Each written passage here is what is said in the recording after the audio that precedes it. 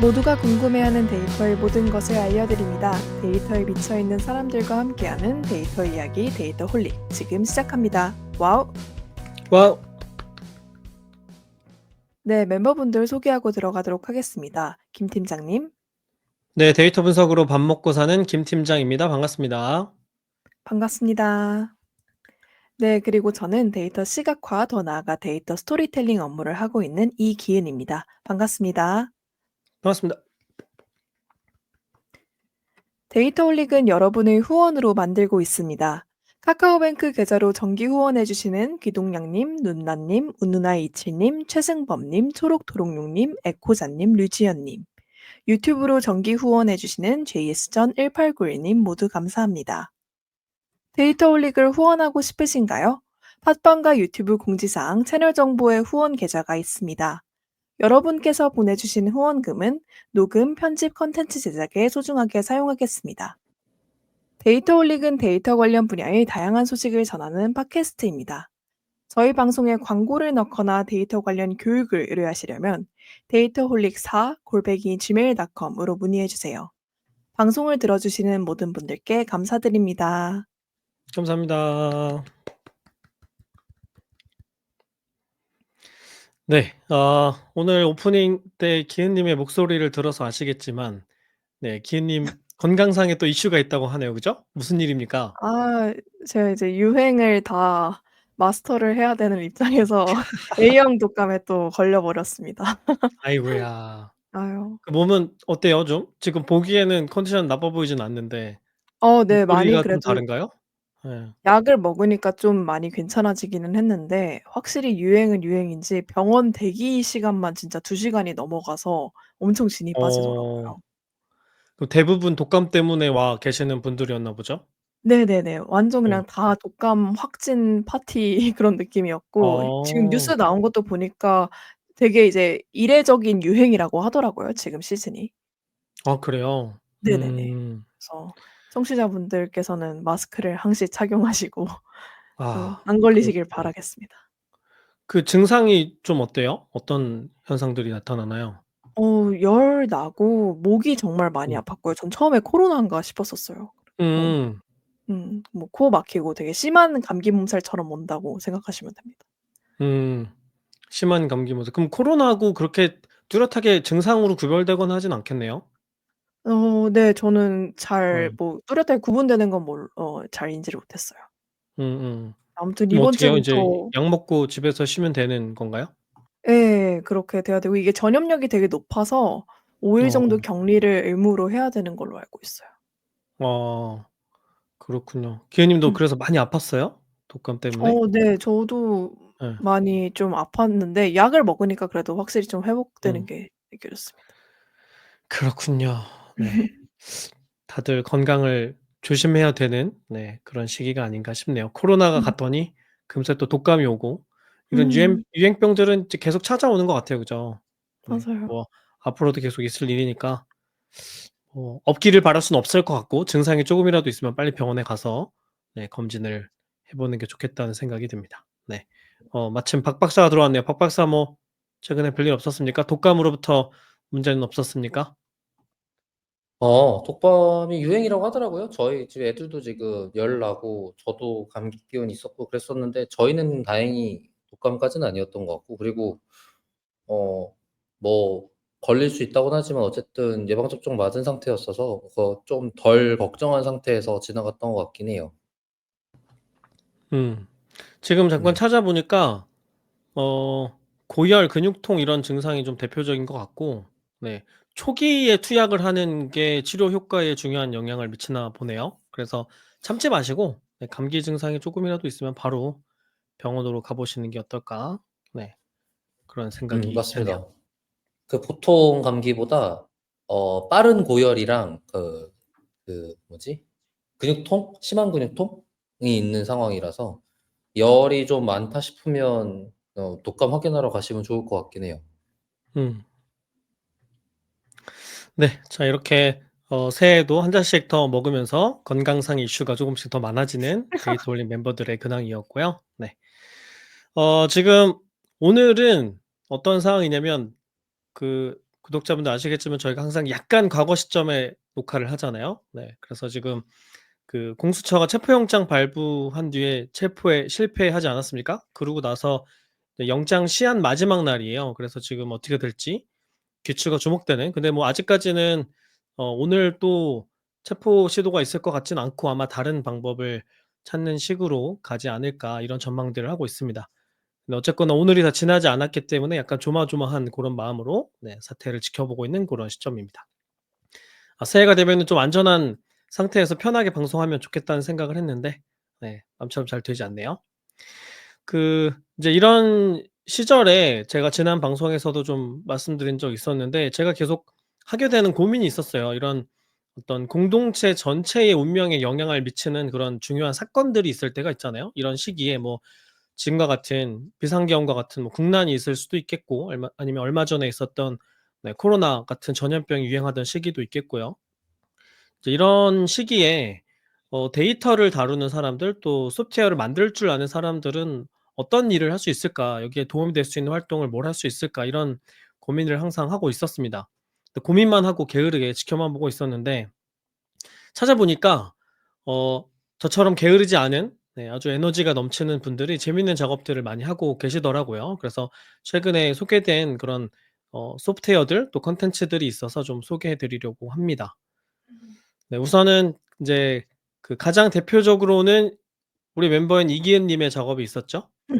지난 방송에서도 소개해 주셨는데 일단 하나는 그 윤석열 대통령 대국민 담화문에 있는 내용들이 사실을 담고 있느냐 팩트 체크를 하는 콘텐츠를 만들어 주셨고 그죠? 네. 네. 담화문에 여러 가지 그 사실과 거짓 정보가 섞여 있다 보니까 독자 입장에서는 판단하기가 쉽지 않았는데 각각의 어떤 주장들에 대해서 사실 여부를 체크할 수 있게 또 관련된 기사를 링크해 주는 고런 콘텐츠를 만들어 주셨었죠. 고런 게 하나가 있었고 그다음에 인제 이어서 또 작업을 하신 게 비상계엄과 관련된 그 여러 사람들이 있고 여러 조직들이 있다 보니까 일이 어떤 식으로 어떻게 풀려나가는지 전체 그림을 조망하기가 좀 어렵잖아요. 워낙 복잡하게 얽혀 있는 사건이다 보니까. 네 그래서 시간 흐름에 따라서 어떤 일들이 있었는지 주요 이슈들을 정리해 준 고런 타임라인 콘텐츠를 또 기은 님께서 만들어 주셨죠. 네 요 네. 에피소드는 우리 지난 방송에 자세하게 다뤘으니까 참고해 보시면 좋겠습니다. 그래서 기은 님 외에도 이렇게 뭐 누가 압력을 가한 것도 아니고 누가 돈을 주는 것도 아닌데도 불구하고 분연히 자리에서 떨쳐 일어나서 네 스스로의 시간과 에너지를 태워가면서 이런 좋은 콘텐츠를 만들어 주는 분들이 계신 거죠. 네. 고런 것들이 또 재밌는 게 있더라고요. 그래서 몇 가지 소개해 드리려고 합니다. 우선은 이제 지난 12월 7 일에 첫 번째 탄핵 소추안 표결이 있었는데 이때 이제 국민들이 좀 많이 분노하게 됐던 것이 국민의힘 의원들이 그 불참해서 정족수 부족으로 투표가 불성립이 됐잖아요. 그러니까 이제 국회의원들이 투표를 할 수 있는 권한을 가지고 있는데 의도적으로 참여를 하지 않은 거죠. 네. 이런 일이 있었고 이것 때문에 인제 굉장히 많은 사람들이 분노해서 그 여의도 국회의사당 앞에 이제 탄핵 표결을 촉구하는 집회를 갖게 됐었죠. 이때 서울시 생활인구 데이터로 추정을 하면은 한 장소에 최대 28 명까지 모였다고 해요. 그러니까 굉장히 많은 사람들이 좁은 공간에 모였던 거죠. 네. 그리고 나서 인제 12월 14 일에 두 번째 탄핵 소추안이 표결이 되는 날이었는데 이때는 41만 명이 네 여의도 근처에 모였다고 합니다. 그래서 굉장히 많은 사람들이 좁은 공간에 모이는 그런 일이 생겨난 거죠. 근데 이렇게 사람들이 오랫동안 밖에 서 있게 될 때 가장 먼저 겪게 되는 문제가 뭘까요? 가장 불편한 점이 뭘까요? 두 분 혹시 경험 있으세요? 오랜 시간 동안에 밖에 서 저 있어야 될 때.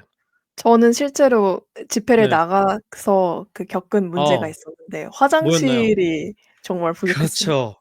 바로 화장실이 문제입니다. 네. 굉장히 많은 사람들이 있는데 화장실은 그렇게 많지 않을 거 아니에요. 그죠? 네. 그리고 또 있다고 하더라도 워낙 많은 사람들이 한 곳에 몰리기 때문에 화장실을 굉장히 오래 기다려야 되는 문제가 있고 그다음에 화장실이 어디 있는지 알기도 어렵잖아요. 우리가 뭐 평소에 여의도에 많이 가는 사람이 아니라고 하면. 그리고 건물에 물론 화장실들이 있기는 하지만 이게 전부 다 공공에 개방되어 있는 건 아니잖아요. 그래서 이 문제를 해결하기 위해서 나온 웹 서비스가 있습니다. 네, 모두의 화장실이라고 하는 지도 서비스가 있어요. 이거 잠시 공유해서 보여드릴게요. 구글에서 모두의 화장실 지도 이렇게 검색을 하시면 볼 수 있는 페이지입니다. 네, 여기 보시면 일단 지도가 있어요. 이거는 다음 지도로 만들어져 있고요. 여기 보시면 이렇게 마커들이 있죠. 이 마커들 하나하나가 화장실의 위치를 나타내고 있는 겁니다. 그래서 사람들이 제일 많이 모였던 여기, 네, 국회의사당 역 근처, 여기 국회에 가장 가까이 있는 역이죠. 요 근처에 있는 화장실들을 표시해 주고 있고, 그다음에 여기 밑으로 내려가면은 여의도역 근처에도 화장실이 있겠죠. 여기에 있는 것들을 이렇게 보여주고 있습니다. 그리고 요 각각의 화장실들을 클릭을 해보면 자세한 정보들을 볼 수 있게 만들어 놨어요. 음. 그래서 구체적인 위치도 알려주고요.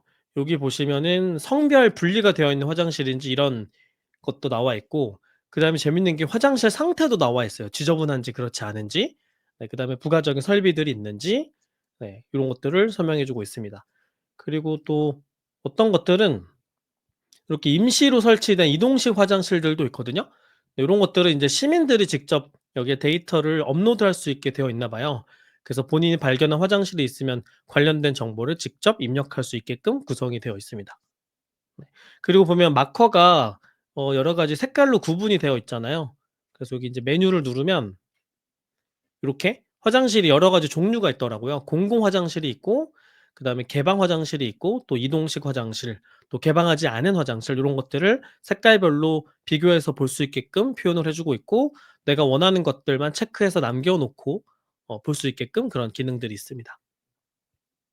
그리고 요거는 이제 모바일에서도 접속해서 잘 볼 수 있고요. 그리고 모바일에서는 현재 위치를 클릭하면은 내가 있는 위치 근처에 있는 곳으로 먼저 보여주게 됩니다. 그러니까 지금 급한데 당장 화장실에 가야 된다고 할 때 현재 위치를 한번 눌러주면은 금방 찾아낼 수가 있겠죠. 네. 그래서 이런 서비스가 있었고요. 이걸 이제 만든 곳은 커뮤니티 매핑 센터라고 하는 비영리 기관이에요. 여기는 이제 이전에도 이런 식으로 지도를 이용한 웹 서비스를 만들어서 공공에 개방하는 그런 활동들을 해 왔다고 합니다. 그래서 그 시민들이 참여해서 만드는 그런 서비스이고요. 보니까 꽤 오래됐어요. 2013 년부터 이런 활동을 시작했다고 하고요. 이거 말고도 뭐 안전과 관련된 정보, 또 복지, 또 장애인 시설, 뭐 이런 것들과 관련된 이제 지도를 만들어서 사람들한테 배포를 했다고 합니다. 그래서 코로나19가 한창 범람하던 시기에도 요렇게, 네, 마스크를 구할 수 있는 약국들을 표현하는 지도를 만든다든가 요런 식의, 혹은 그 장애인 교통 안전과 관련된 지도를 만든다든가 요런 식의 활동들을 해 왔다고 합니다. 근데 이제 여기에는 이 화장실 정보들은 어디에서 가져온 거냐면, 일단 일부는 그 시민들이 직접 업로드를 하고 이렇게 사진도 찍고 해서 올린 정보들도 있고요. 근데 굉장히 화장실이 많을 텐데 이걸 시민들이 전부 다 제보할 수는 없잖아요. 그 최초로 어디에서 자료를 가져왔냐면, 네, 서울시에서 만든 서울 열린 데이터 광장이라는 곳이 있어요. 여기에 여러 가지 서울시에서 만들어지는 공공 데이터들을 볼 수 있는데요. 여기에 서울시 공중 화장실 위치 정보라는 데이터가 있습니다. 여기 가보면 일단 기본적으로는 API를 활용해서 요청을 해서 화장실의 위치하고 이름 이런 정보들을 받을 수 있고요. 그다음에 이제 시트로 보면 데이터는 이런 구조로 되어 있더라고요. 네, 조금 더 크게 보여드리면 요렇게 빌딩의 이름, 그다음에 화장실의 종류, 그다음에 이렇게 좌표가 있죠. 위경도 좌표가 있고요. 아마 기본적으로는 그 역사 근처에 있는 곳들을 요 위경도 값을 기준으로 해 가지고 표시를 먼저 한 게 아닌가 싶어요. 그러고 나서 인제 부족한 부분들은 시민들이 수정하는 식으로 작업을 한 게 아닌가 싶습니다. 네, 그래서 당장 있는 자료들을 활용해서 이런 식으로, 네, 쉽게 사용할 수 있는 웹 서비스를 만든 사례가 있었습니다. 여기 하나가 있었고요. 혹시 두 분 요런 지도 서비스 이용해 보신 적 있나요? 아니요. 저는 이 존재를 그날 알았다면 참 편리했겠다 싶었어요. 왜냐면 진짜 역에 화장실 줄만 그 계단까지 나와 있었었거든요. 그래 가지고 맞아요. 정말 좋은 맞아요. 서비스네요. 네. 그리고 특히 좁은 공간에 사람들이 많이 몰리면 좀 다칠 위험이 있잖아요. 넘어질 수도 있고, 그죠? 압사 위험도 있고 한데, 이렇게 다양한 화장실을 같이 좀 분산해서 이용을 하면 그런 위험이 좀 줄어들 수 있겠죠? 네. 꼭 필요한 서비스가 아닌가 싶고, 뭐 바라진 않지만 앞으로도 여기저기에서 집회 시위가 있을 테니까 그때마다 이런 정보들이 다른 지역에도 추가가 되는 식으로, 네, 정보가 추가가 되면서 업데이트가 되지 않을까 생각이 됩니다. 그다음에 두 번째 사례로 말씀드릴 것은 그 12월 7 일에 첫 번째 탄핵 소추안 표결하는 날에 그 사람들이 많이 화가 났던 것이 이제 국민의 의원들이 처음에는 국회에 전부 다 들어왔었잖아요. 들어와서 그 김건희 특검법 표결에는 참여를 했죠. 그러니까 당론에 따라서 전부 반대를 하기 위해서. 네, 그래서 결국은 이제 부결이 됐죠, 요 특검법은. 그리고 나서 인제 두 번째 안건이 탄핵 소추안이었는데 첫 번째 안건에만 투표를 하고 두 번째 표결하기 전에 퇴장을 해 버린 거예요. 그리고 이 과정이 전부 다 생중계가 됐고요. 네, 그래서 인제 그 중간에 정족수를 채우지 못하게 되면서 그러니까 의도적으로 이렇게 행동을 한 거죠. 그러면서 인제 결과적으로는 의견 정족수를 채우지 못해서 투표 불성립이 되어 버리는 이런 상황이었습니다.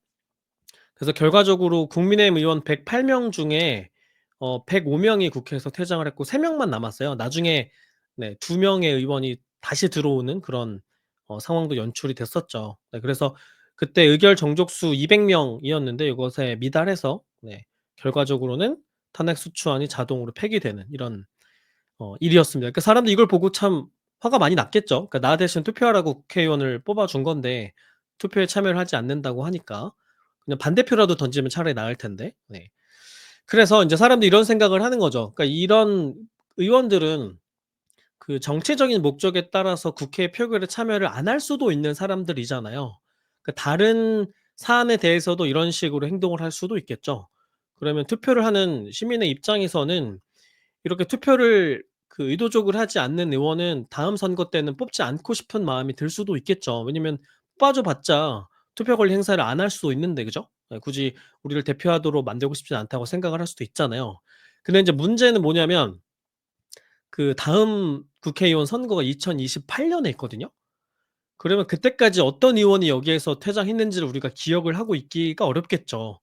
그죠? 네. 당장 내년에도 기억하기 어려울 것 같은데 28 년이면 안정 멀었잖아요. 특히나 인제 내 지역구 의원이 누구인지 알기도 어렵고요. 그래서 이런 정보를 알고 싶으면 네 국민의힘에서 운영하고 있는 공식 사이트가 있어요. 여기 들어가면 이제 의원 명단이 있으니까 이걸 보고서는 확인을 할 수가 있겠죠? 근데 인제 좀 재밌는 것이 여기 들어가 보면은 사람들이 그 이 국민의힘 정당 사이트에 들어와서 어떤 의원들이 있는지를 이렇게 보려고 했는데 언젠가부터 이렇게 사진이 보이질 않는 거예요. 네, 그래서 인제 사람들이 내가 관심을 갖는 그 의원이 있는지 없는지 이렇게 알아보고 우리 지역구에 있는 의원들 얼굴은 알고 있을 수도 있잖아요. 확인해 보고 싶지만 확인할 수 없는 이런 상황이 되는 거죠. 그래서 이게 지금 의도적으로 사진이 내려간 것인지 아니면 뭐 어떤 다른 의도가 있는 것인지는 모르겠는데 지금 보면은 네 사진을 넣으라고 만든 칸으로 보이는데 그죠? 여전히 지금까지도 사진이 보이지 않고 있습니다. 그래서 사람들이 얼굴을 확인하기가 어렵다는 그런 문제가 있는 겁니다. 그래서 이런 의원들의 얼굴을 보기도 어렵고 기억하기도 어렵다라는 문제를 해결하기 위해서 개발된 서비스가 있습니다. 네. 이름은 내란24라는 사이트이고요. 네, 구글에서 내란24 이렇게 검색을 하시면 됩니다. 그러면 이렇게 네, 국민의힘 의원들 중에서 네, 표결에 참석하지 않고 중간에 퇴장한 105 명의 명단을 이렇게 확인을 할 수가 있습니다. 네, 그리고 여기 위에 보면은 의원 이름하고 지역구도 검색할 수 있게 만들어 줬어요.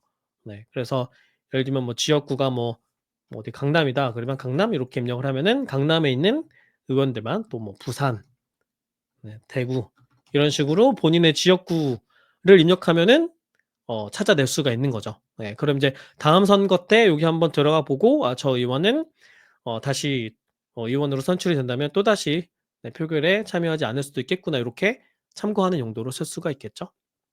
그래서 요거를 만든 거는 찾아보니까 그냥 '한 시민이 만들었다.' 이런 식으로만 정보가 공유가 되어 있어요. 그래서 요 페이지를 만들고 나서 처음 공개된 곳이 클리앙이었고요. 네, 언론 인터뷰한 거 보니까 그냥 클리앙의 한 개발자 강모 씨라고 그렇게 표현이 되어 있고 그 외에 다른 정보들은 없었습니다.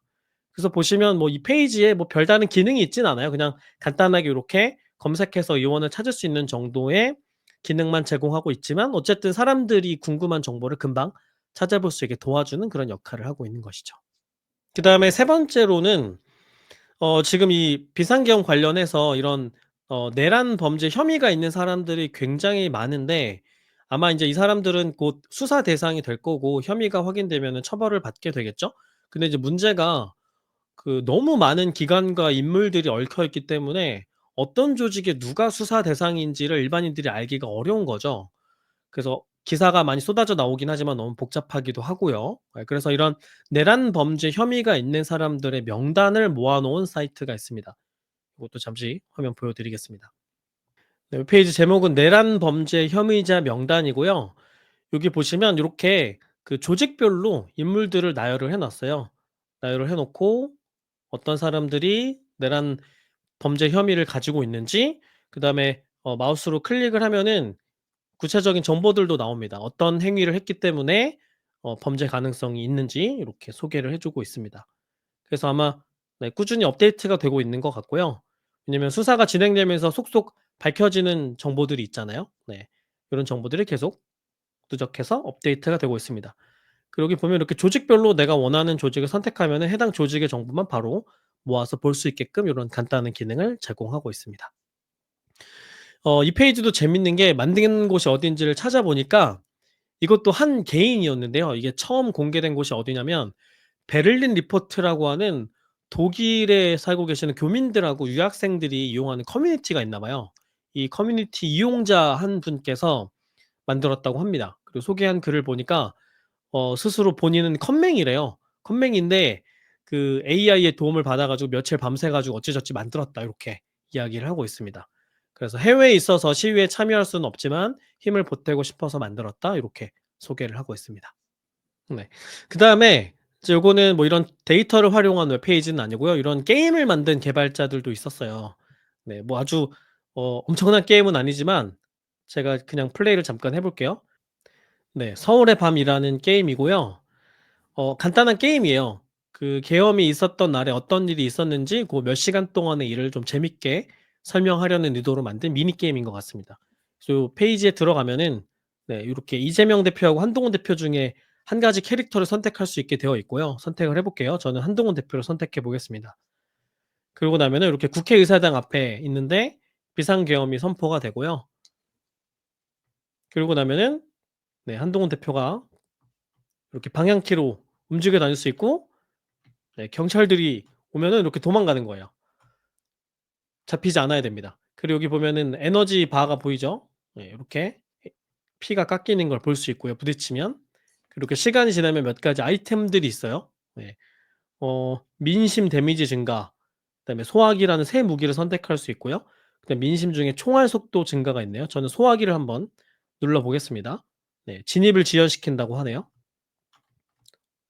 이렇게 소화기가 네 날아다니면서 경찰들이 저에게 오는 것을 방어를 하고 있네요. 네. 근데 이게 생각보다 쉽지 않아요. 너무 경찰들이 많이 오기 때문에. 그 위에 보면은 시간이 가고 있죠. 아마 이게 인제 실제 타임라인에 맞게 이런 스토리를 구상한 게 아닌가 싶습니다. 쪼끔만 더 도망 다녀 볼게요. 이게 지금 제가 키보드로 도망을 다니고 있는 중입니다. 다음 무기로 선택할 수 있는 게 법전이 있네요. 법전을 골라 볼까요? 법과 원칙대로 처단한다고 하네요. 네. 그리고 이렇게 의원 배지를 이렇게 먹으면은 에너지가 찹니다. 네.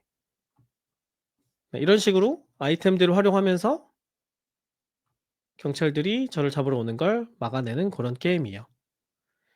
네 그리고 저는 이거를 끝까지 해본 적이 없는데 네 그 실제로 왜 국회의사당 근처에 헬기가 착륙하기도 하고 여러 가지 이슈들이 있었잖아요. 고런 이슈들을 간단하게 보여주는 이런 사진 형태의 정보들이 이렇게 중간중간 나타나게 됩니다. 그래서 아마 이게 끝나면은 계엄 해제하고 나서 마무리가 되지 않을까 싶어요. 네. 음. 요런 간단한 게임이 있었고요. 이것도 인제 누가 만들었는지 찾아봤더니 이건 대학생이 만들었대요. 컴퓨터 공학을 전공하고 있는 대학생이 만들었다고 하고요. 혼자서 3일 밤새서 만들었다고 합니다. 네. 아마 뭐 처음 해 보는 작업이지 않았을까 싶습니다. 그래서 요런 콘텐츠들이 있었고요. 근데 지금 이제 보여 드린 콘텐츠들을 보시면 공통적으로 뭐 웹페이지나 서비스의 수준이 되게 높거나 하지는 않죠. 그리고 아마도 제가 예상하건대 AI의 도움을 적극적으로 받지 않았을까 싶습니다. 왜냐면 빠른 시간 안에 또 전문 개발자가 아닌 분들이 물론 개발자도 포함이 되어 있었지만 빠른 시간 안에 사람들이 사용할 수 있는 서비스를 만들어야 되니까 한 땀 한 땀 손으로 코딩을 하기보다는 AI를 활용해서 빠르게 만들지 않았을까 싶어요. 네. 그래서 인제 만약에 우리 구독자 여러분들 중에서 '나도 이런 시도를 좀 해 보고 싶다.' 그러면 이제 어떤 식으로 접근하실 수 있는지 제가 간략하게 시연을 해서 잠깐만 보여드려 볼게요. 제가 두 번째로 보여드렸던 사례에서 이렇게 간단하게 의원의 이름이나 아니면 지역구로 검색을 할 수 있는 요런 웹페이지를 만들고 싶다고 해 보자고요. 그럼 이제 우리한테 필요한 게 이런 의원들의 목록이 정보로 정리가 되어 있는 곳이 있어야 되겠죠. 그다음에 또 하나는 의원들의 사진이 필요할 테고요. 이제 이런 정보들은 어디서 볼 수 있냐면 국회에서 운영하는 곳이에요. 열린 국회 정보 공개 포털이라는 곳에 접속을 하면은 이렇게 국회의원들의 목록을 볼 수 있는 페이지가 있어요. 여기에 사진도 있고 그다음에 여기 목록 보기에 들어가면은 지역구와 관련된 정보들도 표현이 되어 있습니다. 네. 그리고 여기 이제 검색할 수 있는 기능들도 있는데 우리는 이제 국민의힘 의원들만 목록을 만들고 싶은 거니까 이렇게 필터링을 하면 되겠죠? 국민의힘을 선택을 하고 검색을 하면은 이렇게 국민의힘 의원들만 추출이 되는 거예요. 네. 그러면 이제 아마도 실제 정보가 요 웹페이지 어딘가에 들어 있겠죠. 그러면 지금 저는 크롬 웹브라우저를 사용하고 있는데요. 여기서 F12를 누르면 이렇게 개발자 모드로 들어갈 수 있고요. 여기서 이렇게 맨 위에 있는 선택자 아이콘이 있어요. 요거를 이용하면은 웹페이지가 여러 파트로 구성이 되어 있는데 내가 관심을 갖는 파트를 이렇게 선택을 할 수가 있습니다. 그리고 요 파트 안에 어떤 코드들이 구성이 되어 있는지 이렇게 볼 수 있어요. 네, 그럼 아마도 잘은 모르겠지만 이 안에 이 국회의원들의 이름하고 그다음에 이 국회의원들의 사진 정보가 이 안에 들어 있겠죠. 그죠? 그럼 이제 제가 해야 되는 작업은 여기서 요 사람들의 정보가 있는 요 코드를 선택을 해서 복사를 하는 거예요. 요 부분에 우클릭을 해 가지고 카피에 들어가서 엘리먼트를 복사를 하는 겁니다. 요렇게 하면 우리가 뭔지는 모르지만 요 내용을 표현하고 있는 HTML 또 자바스크립트 코드가 이제 복사가 된 거예요.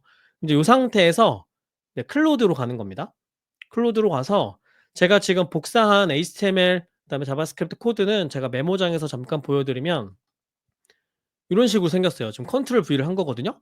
지금 보니까 뭔지는 모르겠지만 의원 이름들도 있는 것 같고 그다음에 뭔가 사진과 관련된 정보들도 들어 있는 것처럼 보여요. 잘은 모르겠지만. 네, 그럼 요 코드를 우리는 볼 줄 모르지만 뭐 챗GPT나 클로드 이런 애들은 잘 볼 거 아닙니까? 그죠? 그럼 얘네한테 이걸 주는 거예요. 컨트롤 V 해 가지고 이렇게 HTML 코드를 그대로 주는 겁니다. 그리고 나서 얘한테 이 코드가 어떤 정보를 담고 있는지 간단하게 설명을 해 주고 그리고 나서 어떤 구조로 웹페이지를 만들어 달라 이렇게 요청을 하면 됩니다. 자, 그럼 제가 간단하게 요청을 한번 해 볼게요. 저는 지금 클로드에 접속을 한 상태입니다. 국회의원 목록이 정리된 사이트의 소스 코드다. 이렇게 맥락을 설명을 해 주는 거죠. 그리고 이제 제가 원하는 요청 사항들을 번호를 붙여서 작성을 해 볼게요. 일단은 사이트 구조를 파악하라고 해 보자고요. 사이트 구조를 파악해라. 그리고 나서 어떤 페이지를 만들 거냐면 정당, 그다음에 이름, 지역구, 또 사진을 목록 형태로 보여주는 웹페이지를 만들어 줘. 이런 식으로 요청을 하는 거죠. 그다음에 아까 그 검색 기능이 있었잖아요. 상단에 이름 검색, 그다음에 지역구 검색할 수 있는 기능을 넣어 줘. 그다음에 단순하게 만들면 되니까 그냥 HTML하고 자바스크립트만 이용해서 만들어 줘. 이렇게 하겠습니다. 그다음에 이제 지역구 정보를 넣어 줘야 되는데 아까 우리가 봤던 요 코드에는 정확한 지역구 정보가 들어 있진 않아요. 그건 어디에 있냐면 아까 요 페이지에서 여기 목록 보기에 들어가면 요렇게 목록이 있고요. 요거를 다운로드 받아서 엑셀 파일로 저장을 할 수가 있습니다. 그럼 요거를 인제 엑셀에서 열어보면 어떤 구조로 되어 있냐면 요렇게 되어 있어요. 여기 보면 구체적으로 의원 이름, 그다음에 정당, 그다음에 지역구가 명확하게 정리가 되어 있는 거죠. 그럼 요것도 텍스트니까 복사해서 전체 선택하고 복사해서 클로드한테 주면 되겠죠. 클로드한테 컨트롤 V 해서 붙여 넣기를 하겠습니다. 두 가지 정보가 들어갔네요. 그죠? 그다음에 여기다가 지역구 정보는 첨부한 데이터 파일에서 추출해서 사용해 줘. 이런 식으로 요청을 하면 되겠죠? 네. 요렇게 간단하게 내가 원하는 기능들만 작성을 해서 요청을 하는 겁니다. 요청을 한번 해 볼게요. 네, 그러면 제가 붙여넣기 했던 HTML의 구조를 파악을 했고 필요한 정보들을 추출을 해 주고 그리고 이걸 토대로 제가 요청한 웹페이지를 만들어 주고 있네요. 그러면 이렇게 오른쪽에 프리뷰로 간단하게 어떤 형태로 만들어져 있는지를 보여주는 화면을 띄워 주는 겁니다. 그러면 일단은 지금 여기 프리뷰가 있고 코드가 있으니까 전 요 코드를 인제 복사해 가지고 메모장에다가 넣고 저장을 할 겁니다. 아직 만들고 있네요. 다 만든 것 같네요. 그럼 우선은 요걸 복사를 해 볼게요. 복사를 하고 그다음에 메모장을 띄워서 요건 아까 제가 붙여넣기 했던 거고요. 요거는 지우고 방금 복사한 거를 다시 여기다가 집어넣는 거죠. 그리고 컨트롤 S를 눌러서 저장을 하고요. 이름을 뭐 test2 이렇게 짓겠습니다. 그다음에 파일을 HTML로 저장을 하는 거예요.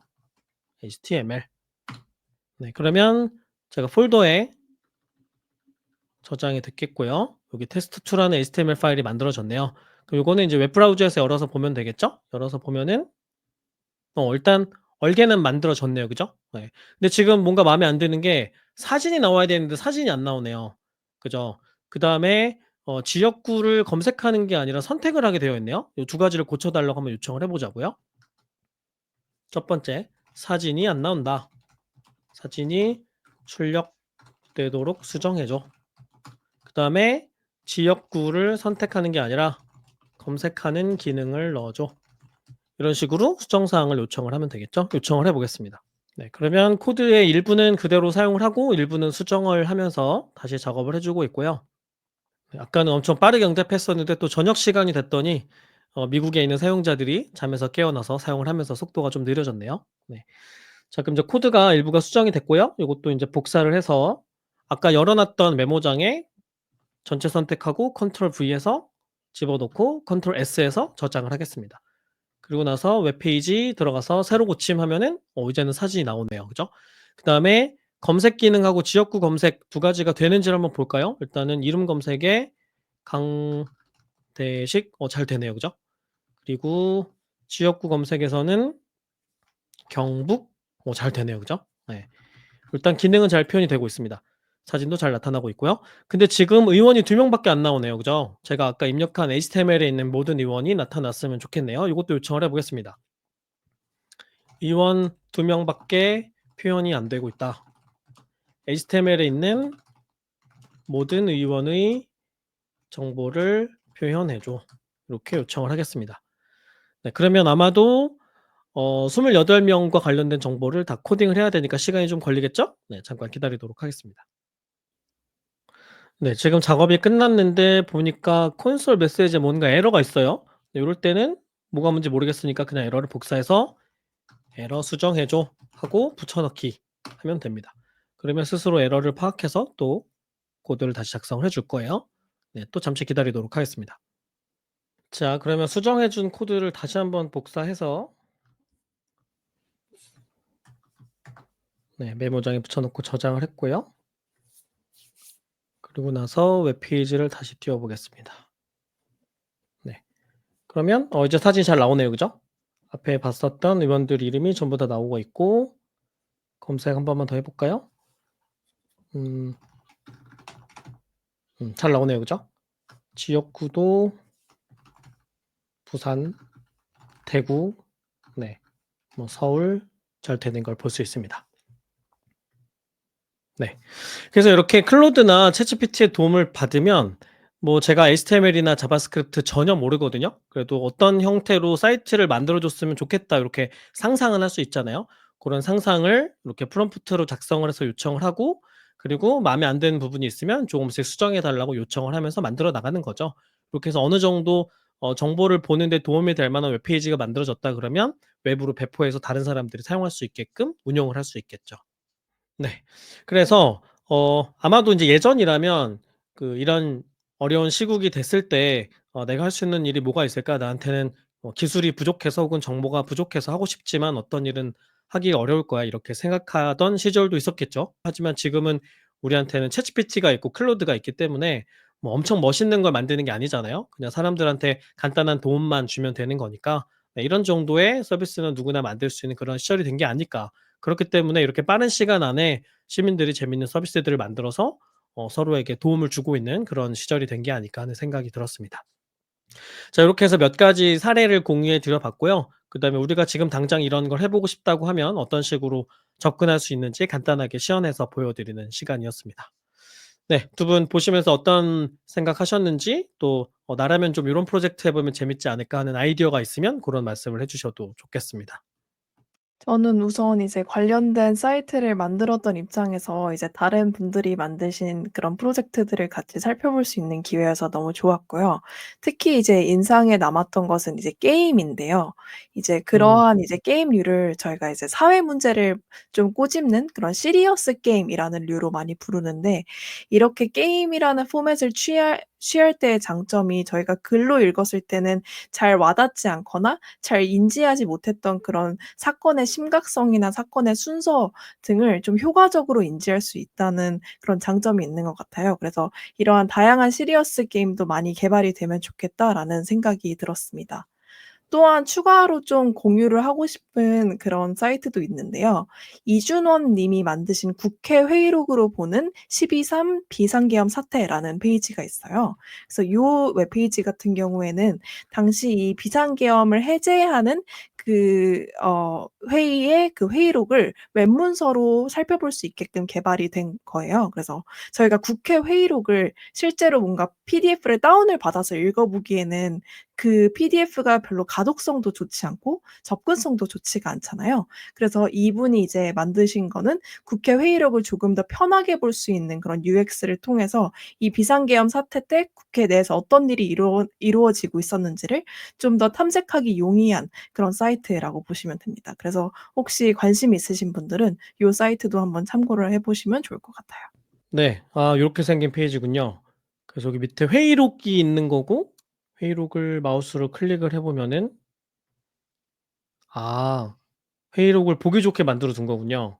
그리고 네네. 오른쪽에는, 네, 찬성한 의원들의 숫자도 보여주고 있고, 음 그리고 스크롤하면서 어떤 의원이 뭐라고 말을 했는지도 표현이 되고 있네요.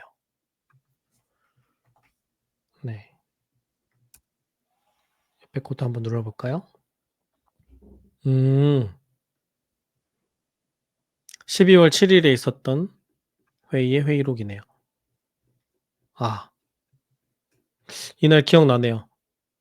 네. 우원식 의장이 얘기를 하고 나서 박찬대 의원이 그 중간에 나간 국민의힘 의원들의 이름을 한 명 한 명 다 부르는 시간이 음. 있었는데, 그죠? 고게 여기 나와 있네요. 이렇게 보니까, 네. 예, 그쵸? 네. 의원들을 전부 다 돌아오시라고 이렇게 음. 소리치면서 불렀던 일이 있었는데, 고게 다 표현이 되어 있네요. 음. 투표 결과도 정리가 되어 있고요. 음. 그다음에 마지막으로는 고다음 주죠? 네. 요때 인제 가결이 됐을 때, 그죠? 204 표가 찬성을 해서 가결이 됐고, 요런 내용을 좀 쉽게 볼 수 있게끔 만들어 준 고런 페이지네요. 네. 이준원 님은 이름을 많이 들어본 것 같은데? 이분은 MBC 예. 장슬기 기자님이랑 협업을 되게 많이 하는 아, 디자이너 겸 그렇군요. 개발자이신 걸로 알고 있습니다. 그래서 제가 이름이 어디서 들어본 것 같았나 봅니다. 네. 박 박사님은 어떻게 보셨나요?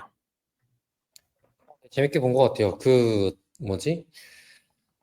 우선 필요한 작업을 하는데 빠르게 필요한 것이 무엇인지를 한번 살펴보는 과정을 같이 한 것이 되게 유의미하게 접근이 됐던 것 같고요.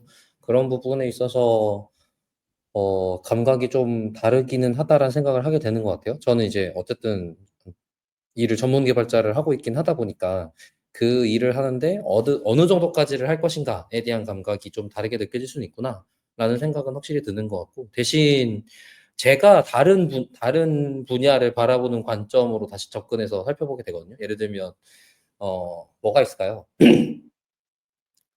음, 사람들을 모으는 그 뭐지? 모집 광고 문구 같은 걸 작성을 한다든지, 아니면 그 현장에서 사용해야 될 뭐지?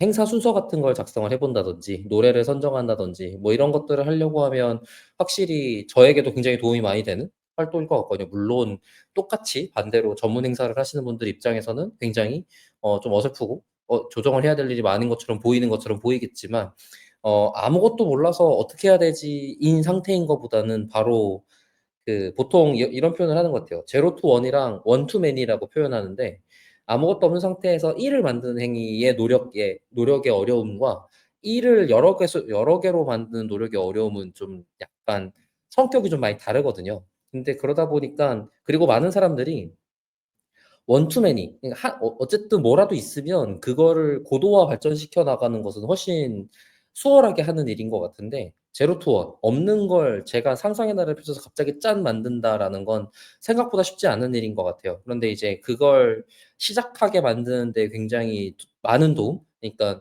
원래는 엄두가 안 났던 일을 엄두가 나게 만든다 그 자체가 굉장히 큰 가치로 보이고 그런 관점에 있어서 지금 많은 활동들이 다 조명되고 있는 것 같아서 다른 분들이 보시기에도 제로 투 원 내가 전혀 할 줄 모르는 일을 엄두나게 해보기라는 관점에서 도구를 사용하시면 좋겠다라는 생각이 좀 드는 것 같습니다. 그런 관점이 이후에 원투맨이 할 때의 노력에서도 당연히 같이 도움을 받을 텐데 그 단계에서는 뭔가 지금과는 다른 노력이랑 도움을 받게 되실 거라서 그런 경험으로 나아가는데 필요한 시작점으로서 매우 중요한 활동이었고 그게 지금 많이 다른 분들에게도 보이고 실제로 그리고 많이 그렇게 쓰고 계시는 것 같고 지금 김 팀장이 굉장히 그걸 좋은 사례로 보여주신 것 같아서 재밌는 방송이었습니다. 네. 이제 말뿐이 아니라 진짜로 누구나 쉽게 소프트웨어를 개발할 수 있고 또 데이터를 활용할 수 있는 시대가 된 것 같아요, 진짜로. 네. 특히 이제 웹에서 접근할 수 있는 공공 데이터들도 특히 많아지기도 했고요. 그래서 아마 이런 앞으로 AI를 활용한 사회 참여 활동이 더 많아지지 않을까 기대가 되고요. 그리고 또 드는 생각이 이제 이런 일들이 반복되다 보면은 이런 활동들이 반복되다 보면은 '이런 활동을 돕는 데 특화된 AI가 나올 수도 있겠다.'는 생각도 들더라고요.